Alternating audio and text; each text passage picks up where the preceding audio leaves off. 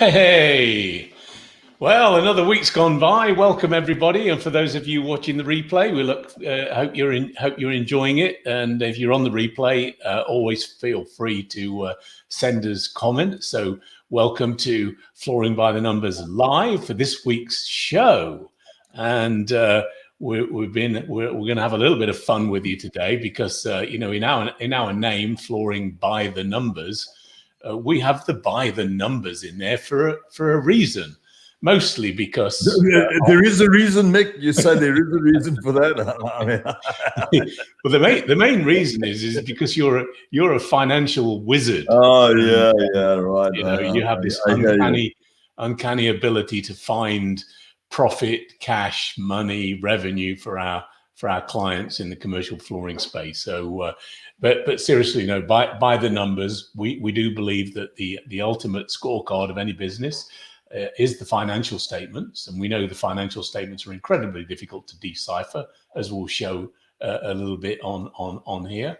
But if you know just one or two simple things, you can have a really powerful understanding of your business, and we like to guide owners to run their business by the numbers so that they have a much better business. And so today the title was really going to be focusing a little bit on cash and cash flow. And we love our expression. We own this expression, don't we, Andre? This is us. I mean, revenue is vanity, profit is sanity, and cash is king. You've heard us Mick, here's the thing. Even though, doesn't mean vanity is a bad guy. Hey? I mean, we like revenue. I mean, we like a little bit of vanity. Okay, it's just a perspective thing. All right. So I really want to make sure that people don't think, oh well, these guys don't want to grow and they don't want to whatever. You know what I mean? No, we love revenue, and we also understand that big in this industry, at least bigger in this industry, has certain advantages. So we want to push that revenue button as strong as we can. What we're trying to do here Mick, is talk about revenue in relation to good revenue. So we want a good vanity, all right? Okay. And we want a vanity that really understands, how revenue can be, value creative as opposed to value destructive. So, and so please, because a lot of times people say, oh, well, you use this expression as vanity, and isn't that a little bit like you don't want it sort of thing? Yes, no, I'm glad you made that point, because we know what we mean, but sometimes we don't express it so clearly. So thank you for doing that, because we love revenue, and we're helping a lot of our clients, grow their revenue, grow their sales capability.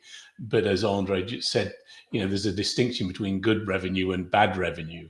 And it's really the interplay of these three characters that are a metaphor for the income statement, balance sheet, and statements of cash flow. So how they work together. So if Vanity's selling work at high margin, Sanity's really happy. And if he's selling work to people who pay on time, the king is happy, because cash flow is generally much better in that circumstance. So it's really how these people come together. But and vanity people are fun people. The sales people are fun people. I like working with them, as we do with everybody in the organization. So we're going to be. You're making a massive assumption that you're also a fun guy. Okay. That's a fun guy. I am a fun guy. That's a big assumption. Yeah, you know what I mean? I'm getting lots of likes on my LinkedIn, Andre. Yeah, oh, really? Oh my Lord! I mean, obviously people have got nothing else to do. Exactly, I can't believe it. Yeah, that's quite it. Yeah, and Mick, the thing is, if you really boil it down into you could virtually say that. You can say this for any business.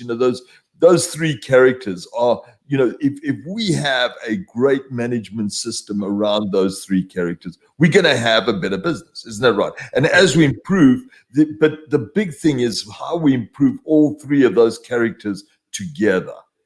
You can have more revenue, right, and less profit. I mean, and I'm sure there's a lot of, well, there would be, if not, I wouldn't say a lot, but there would be a few people that would say, well, yeah, you know, this is my problem. You know, every time I grow every time revenue's head gets bigger and bigger and bigger, you know, my bottom line gets less and less and less. All right. You know, but it is about, you know, the integration of how, you know, we manage that revenue, convert that revenue into, you know, great profit. And profit is a reasonably hard word in this industry. Hey? You know, I mean, we've gone through some tough times. Yeah. You know, can you believe it now? I mean, what's happening right now today? You know, if you talk about the industry, what's happening right now today? You know, so we've just gone out of this COVID thing, right? Where, you know, backlog was, what did we say? You know, backlog was declining, you know, right. The intensity around bidding. And now what the issue is, specifically for those guys in residential, I mean, but they can't get, you know, the materials. So, you know, so what people are doing now is completely the opposite to normally what they're trying to bring in as much inventory as they can in order to deliver, basically. So, you know, that whole capability of you know, being just in time is problematic. Now that's going to impact cash as well. So we'll talk a little more about that going forward. But yeah, so the way we integrate those three guys and we make our income statement good, we make our balance sheet good, and we make our cash flow statement look like, you know, like something we want to frame on our, you know, front door. Is the goal. Yeah, we'll talk a little bit about that, Andre. I mean, you know, why is cash so important? Well, you know, Mick, I could argue maybe it's not.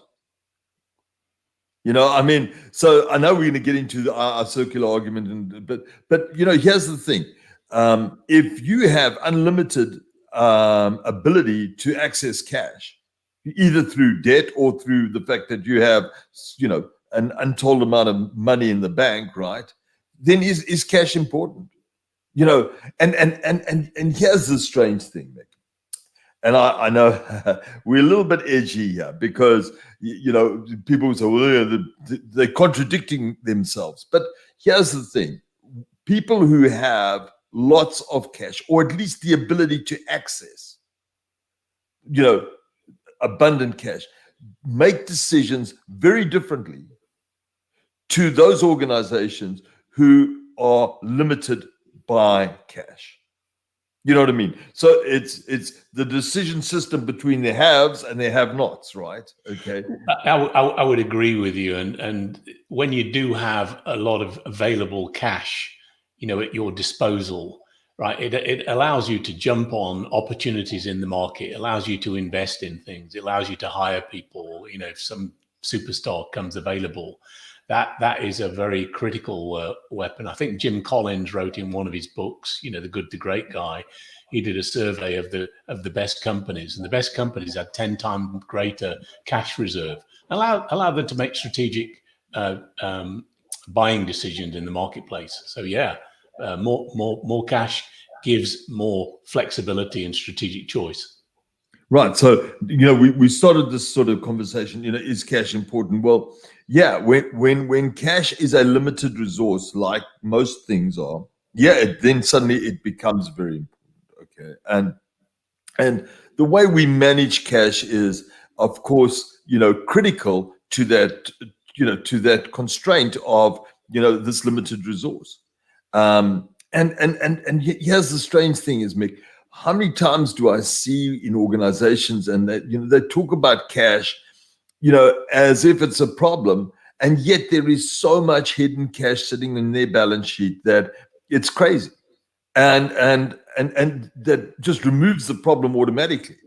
Yeah, but, and just you know, one of the when we work with commercial flooring companies like you, we put together a program, and the cash component is usually one of those elements. It may be revenue generation, lead generation, maybe profitability enhancement, but you know, on average across the, you know, 20 or so flooring companies that we've worked with, we've always been able to generate more than $1 million of additional cash for the business, and it's hidden. You've got to dig for it a little bit, but we know it's there. It just requires a little bit of discipline, focus, and hopefully we'll give you some tips so that you can spot those opportunities and mine that hidden cash. We'll talk a little bit about that later on.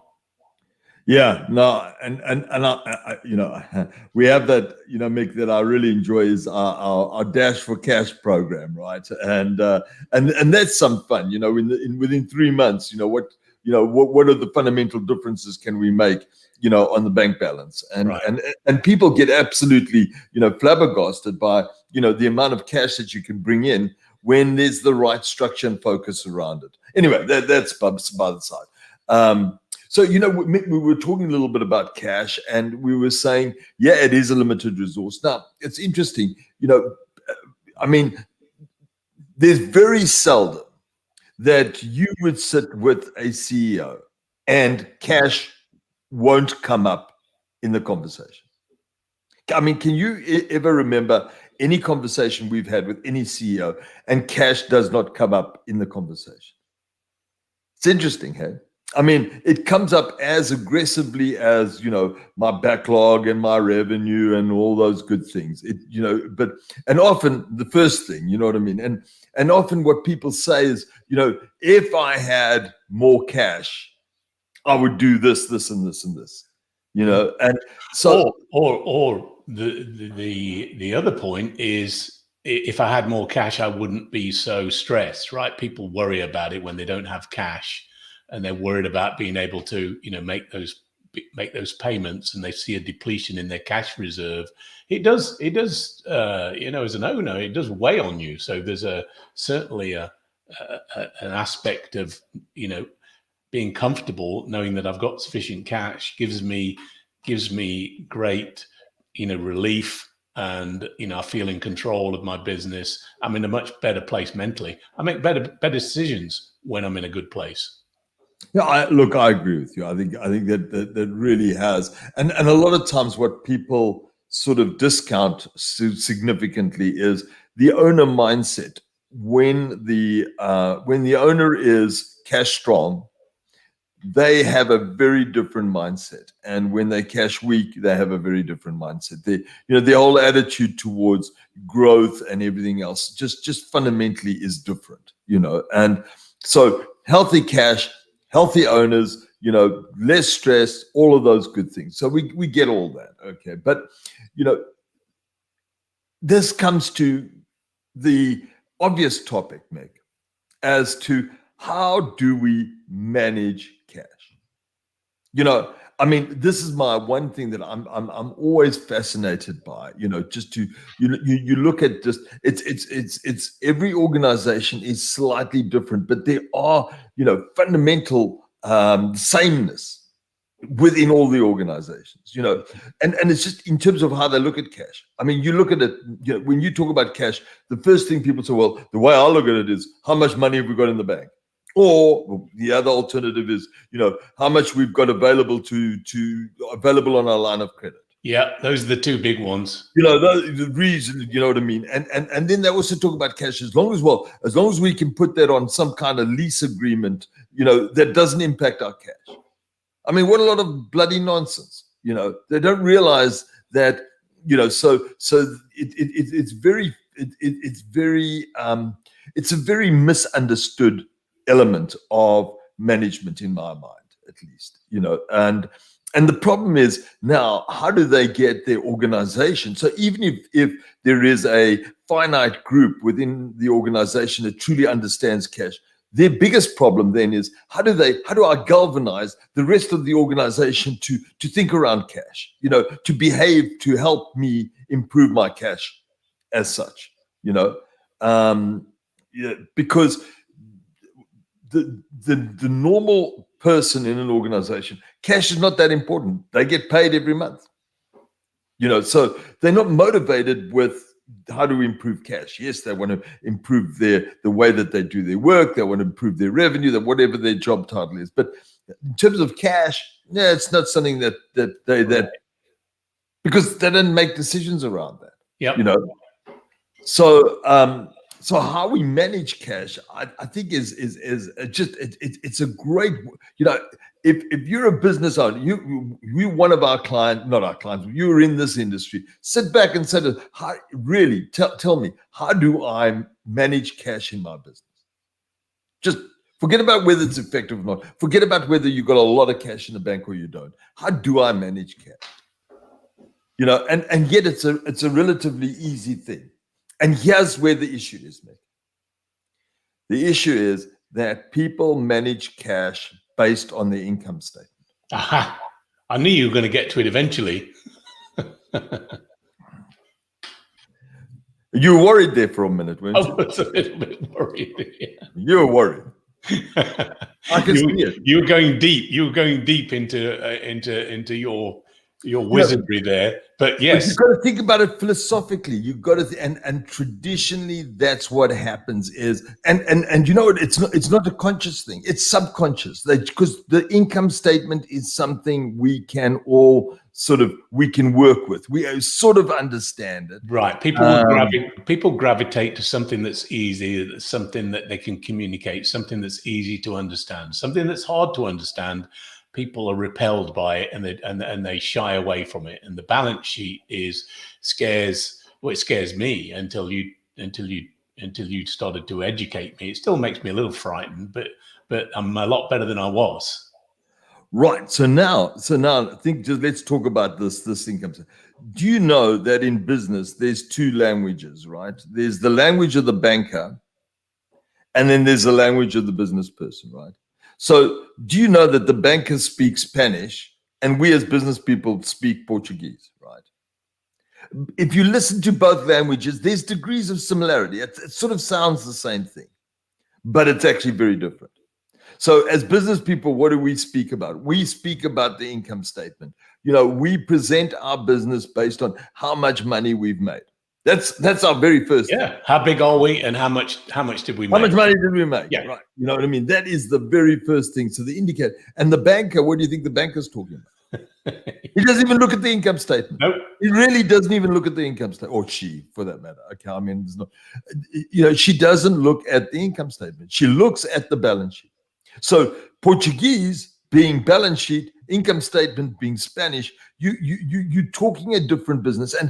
And here's the thing: this is important because the way that you communicate with your banker, and if your banker understands that you understand your business the same way that they understand your business, there is a degree of confidence that automatically gets installed between you and your banker, automatically.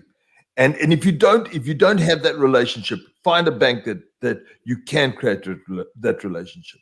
I mean, your bank relationship to me is as important as your vendor relationships, is as important as your customer relationships. And you need to invest in it. You know, I mean, you can see the difference in our clients who have great banking relationships. And really, you know, their bankers trust them. Their bankers know that they're going to do the right thing. And specifically, when they say they're going to do something, they do it. But there is a very clear understanding that they're both talking the same language. All right. So Mick, you're talking about this whole difference between the income statement and how people use the income statement. I mean, what's the most favorite expression when we want to talk cash in the income statement? What do we say? EBITDA, don't we? Our profit before depreciation, and that is, the minute people use that word EBITDA in their head, that's called cash flow. It just is, right? But the reality, the difference between EBITDA and cash flow are very, very different, as you know, isn't that right? Okay. So EBITDA is not a great metric. So we all get that. There's so much writing about that, whatever. But the metric is always inside the balance sheet. And the balance sheet is the one thing that we don't really use much when we're sitting around the executive table, right? So how do we go in and change that just a little bit? Just make it, you know, how do we talk about the key things that just make it a little bit easier? So if you think about it, Mick, you know, cash flow is the combination of the way you manage your income statement and the way you manage your balance sheet. Right. So yes, we've spoken about both, but the outcome of the income statement sits inside your balance sheet. And the outcome of your income statement is all accumulated into one number. So all this activity, right, that we do, bangs, revenue, cost of goods sold, profit, all that stuff, is accumulated in one number, and that's really called equity. So the outcome of how we manage our income statement drives this thing called equity. And Mick, I've even heard you talk a little bit about it, and how do we fuel that equity element in our balance sheet? And you'll know that strong equity is always. I'll make that. That's excellent. In the middle of the show, you answering the phone. My phone was ringing, Andre. I didn't want to disturb the audience. Oh, thank you. Well, I mean, why don't you just answer it, and then we can all listen to your conversation. Could have been a customer. I don't know. But anyway, and then we'll listen to your conversation. Then once we've listened to your conversation, then we'll carry on with the show. Right. I mean, building equity, the equity fuel for the business. That's where we are. Right. Okay. So what we know is a couple of things, right? When we talk about equity, is that this is a guarantee. You've got strong equity, you can have strong cash. And the more you grow your equity, ultimately over the long term, the more you're going to grow cash. So the way that we manage our business now, the only element that leaks equity, well, there's really two big elements, is how much we take out of our business, right? And how much tax we have to pay. So if our extraction of payments from our business is purely around just tax, okay, then it's one element. But when we take money out of that, we reduce our equity. Isn't that right? Okay. So that is one of the key components of a healthy business. Good equity, strong equity, build equity. And if you want to have a healthy business over the long term, make sure you're building strong equity. You happy with that? You went a little deep for me on that. I thought we were going to go into the 3 bank accounts. Okay, so you want to go straight into the 3 bank accounts? I do. I don't want to get into an equity discussion. It's a little too deep for this. Okay, let's see how. All right, so guys, how do we calculate cash? So really, cash is I think, Mick, can you see my screen at all? I can see it, and I've exploded it into action on the main screen here. In fact, I'll actually make it even bigger because I know there's a lot of numbers. And here's just as you do that before you even look at that, on the left there, you've got the income statement, on the right, the balance sheet, and your first reaction sometimes is horror. How do I make sense out of all these numbers? And Andre is going to give you a simple way of getting some sense out of this, so you can make some intelligent judgments about where you are with cash. I'm excited about this, so take it away, Andre. All right, so guys, here's the thing, and what we want to first do is give you just a little, some tricks. How do I take my balance sheet and look at 3 numbers and know exactly what my cash flow is? Now, remember, when we talk about cash flow, it is the net cash that is either generated or consumed within the total business, the net amount of cash, right? So the formula for that is very easy. It's called the 3 bank accounts. So what we do is we take the movement of how much cash we have on hand in our balance sheet. We take the movement of our short-term debt. So has our short-term debt increased? Of course, that's going to have a negative impact on cash. And we take our long-term debt. And has our long-term debt increased? Of course, that's going to have a negative impact on cash. So cash is the combination of either the positive impact or negative impact of our 3 bank accounts: cash on hand, short-term debt, and long-term debt. So the cash flow for this business is negative $1,694,000. which means, and if we take this in a very simple format, our cash at the bank, right, has reduced from the end of the last period. So it doesn't matter how long this is. It could be 12 months, 1 month, doesn't matter. So our cash at the bank at the beginning was 325, reduced to 122. So therefore, we reduced our cash on hand by $203,000. Our short-term debt, which is usually our line of credit and those short-term debt instruments, right, has increased by $491,000, and our long-term debt has increased by $1 million. 203 plus that 491 plus the $1 million consumption gives us our net cash flow. Simple as that. So all of those numbers, all we really need is those three numbers. And guys, if you think about your management dashboard, if you think about the way that you want to, what does this look like on a monthly basis? These are three key numbers that you can measure at any point in time. Very, very easy to understand your net cash flow. Sometimes you're going to be negative, sometimes you're going to be positive, but how that is, running from period to period to period is important. Now, what we also want to see, Mick, is, it's interesting in this company, their net profit was $1,440,000 positive. Right. How much was their cash?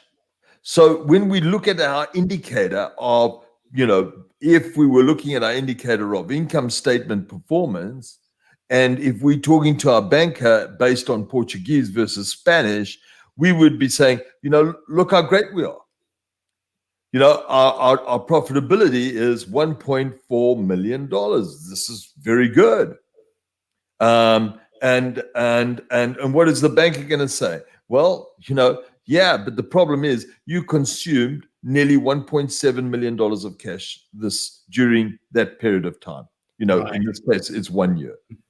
Very big difference between, the amount of, the amount of profit that we made, hey, Mick, and the amount of cash that we consumed. Significant difference. So how we manage this and how we manage that is it's slightly two different things. So, Mick, doesn't that make it already a little bit easier when you think about cash and your financial statements? That's very simple as that. Gives you a completely different perspective, doesn't it?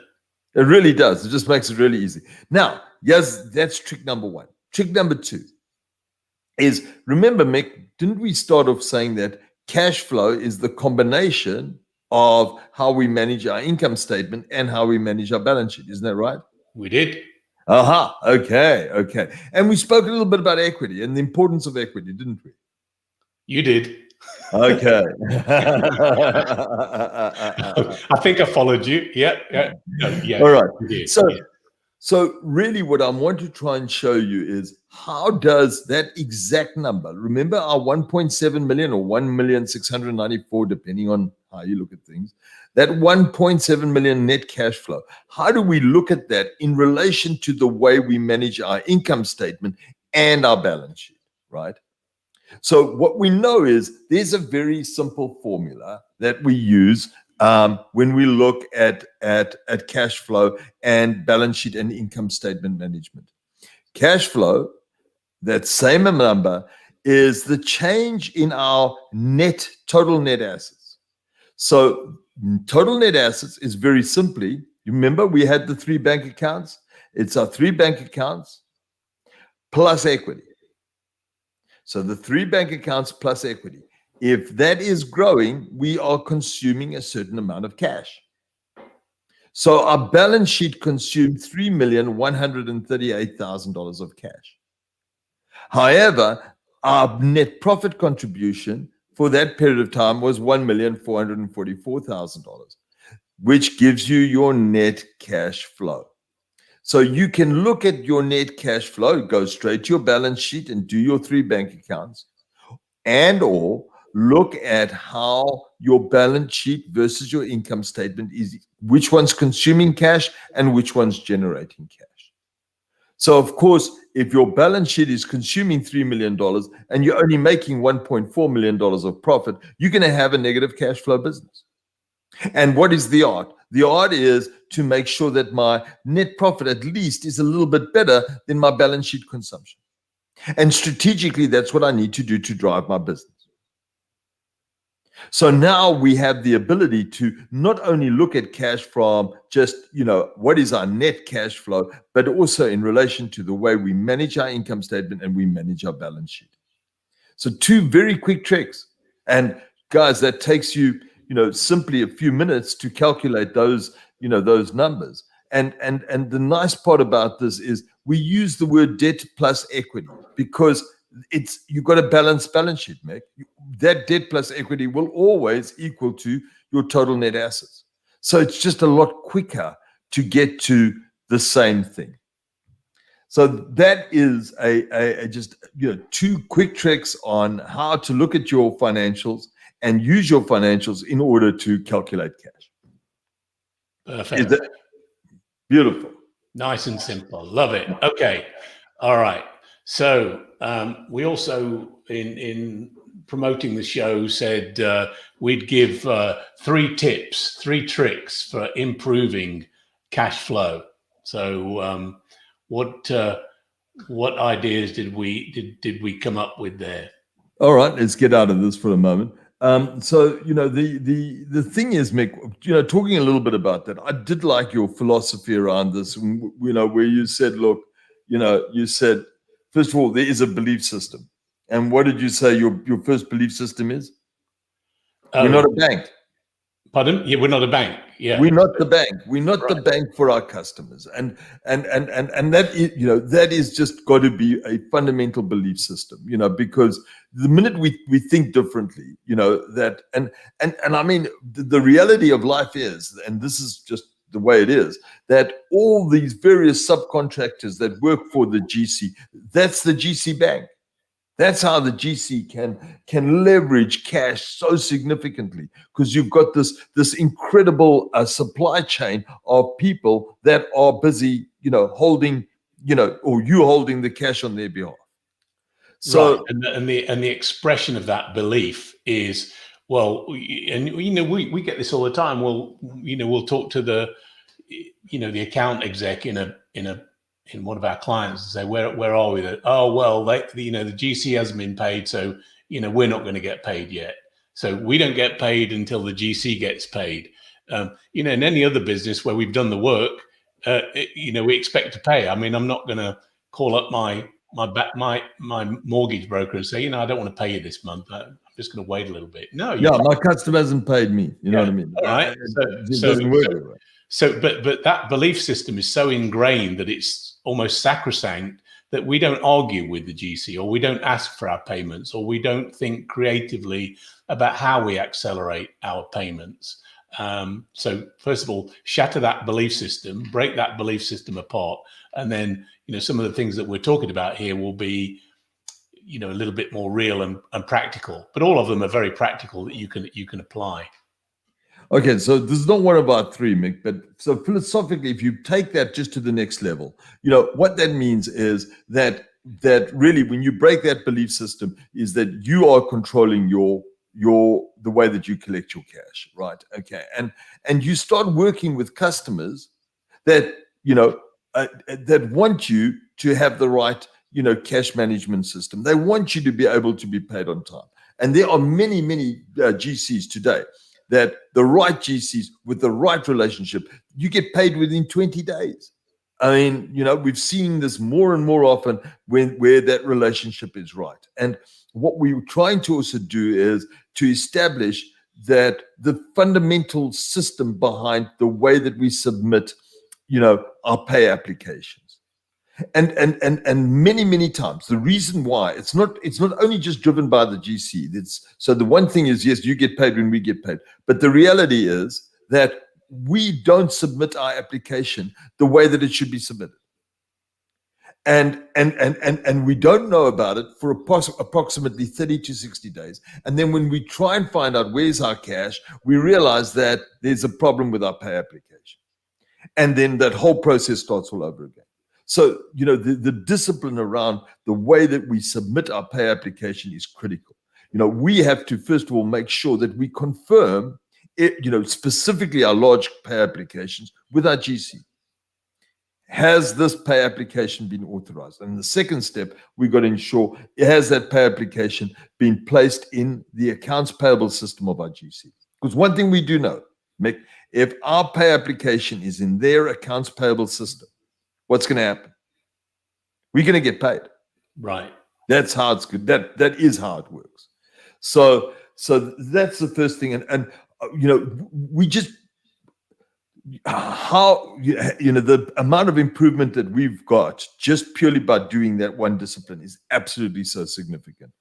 But I think there's a separate, show or even a training that we can do on that, which is, optimizing your, pay app system and making sure that we do things on a timely basis. But we got three things that, you can readily implement without going into kind of mapping your process and improving that. So we came up with 3 ideas, right, Andre? Yep. Unbilled retainage is one. Right. Let's talk about that. Unbilled. So let's just quickly summarize them. Unbilled retainage is one. The behavior of our salespeople around cash is 2, right? And then the third one that we want to focus on is underbillings. So, and underbillings and integrated in underbillings is really the way that we manage the flow of our inventory. Okay, so let's talk about unbilled retainage. Right. The one thing that is real, Mick, is that if we don't bill something, we're never going to receive it. Okay, so right. I love that, because the operative word there is unbilled. Right. Isn't that an absolutely incredible word that, in this industry, we even have something that allows us not to receive cash. That's just purely what it's all about. And hey, guys, the unbilled retainage really is something that is significant, because the ability to reduce our retainage from 10% to 5% is real. And we can do that during the course of the project. We don't do it at the end of the project. So during the course of the project, we need to reduce our retainage. And often all it is just an ask. Can we reduce our retainage? And most of our contracts show after 75% completion what? We can reduce our retainage from 10 to 5%. This is known, and yet we don't do it because it's sitting in this bucket called unbilled retainage. It's one of those too hard environments. We're still busy focusing on trying to, collect our 90-day build stuff. So we don't even worry about the unbilled retainage. And this thing just builds and builds and builds. So first thing, take your unbilled retainage and reduce that to the absolute minimum, and you will receive some good cash coming straight from that. Okay, that's step number 1. Step number 2. Okay, salespeople, guys, our salespeople are accountable to their customers. They are the people that have, well, let's hope, they are the people that have the relationship with the customers. They are accountable. If our money isn't received on time, our salespeople must be all over it. And they have to feel that this is part of their customer management requirement, right? And I know there's so much resistance in the industry to prevent the salesperson from being responsible for cash. Now, the customers that do that well, right, our clients that do that well, it's very significant difference. Where they don't do that well, you normally see the disparity between the two, right? So and Andre, it's also again a mindset of, this is a business discussion. It's not a collection discussion. This is just our relationship, and the person that's ultimately responsible for that relationship is the salesperson. And so you're going to have that business conversation. You have it at the start of the relationship, where you emphasize that you're going to do a good job, and your expectation is you're going to get paid. And then, when it is due and relevant, it shouldn't be, you shouldn't feel as a salesperson that you're going to damage the fabric of your relationship by asking for the money that you have earned by delighting them and delivering value.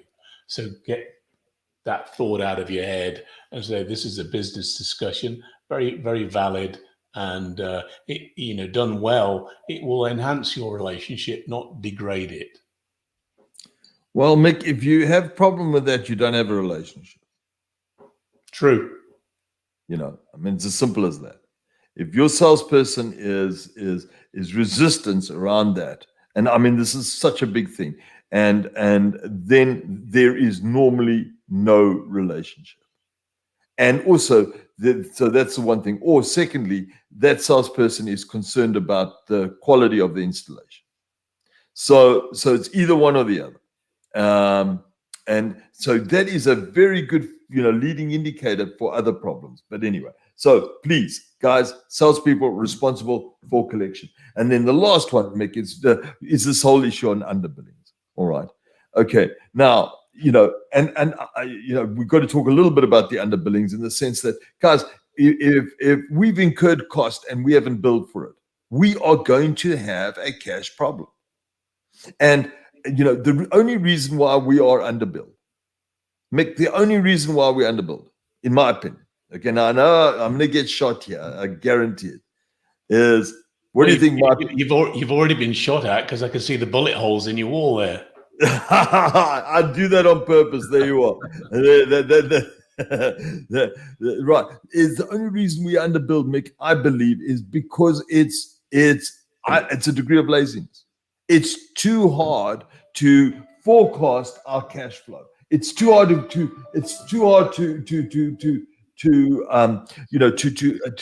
understand these are the costs that are going to come. Our bill is meant for the 20th, and well, what are the additional costs?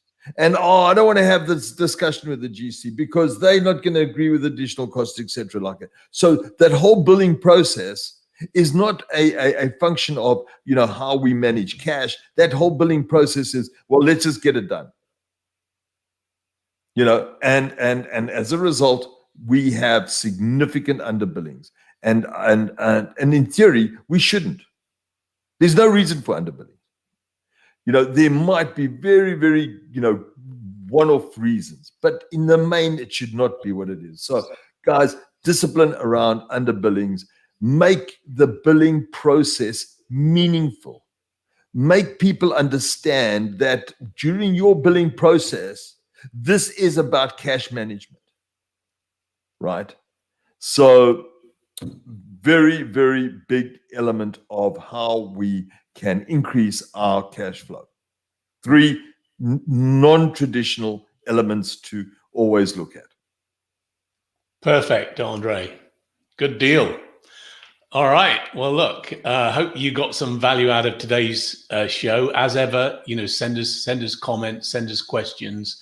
If you're watching this on the replay, thanks for coming to the replay. Hey, Mick, we didn't have a guest, so I'm sure our ratings are going to go down. Where's the damn guest? It's not our plan to have a guest every week. We want to share some of our thinking with you as well. Hopefully you find that useful. But hey, if you want to vote for more guests, let us know. Or if you want to become a guest, we'd love to have you on the show. So yeah, we want to hear your perspective and your ideas and your thoughts. So this show's as much for you as it is for us. All right, guys. Thank you, Mick. Well, thanks for joining us, and as ever, we'll see you again next week. Bye-bye. Cheers.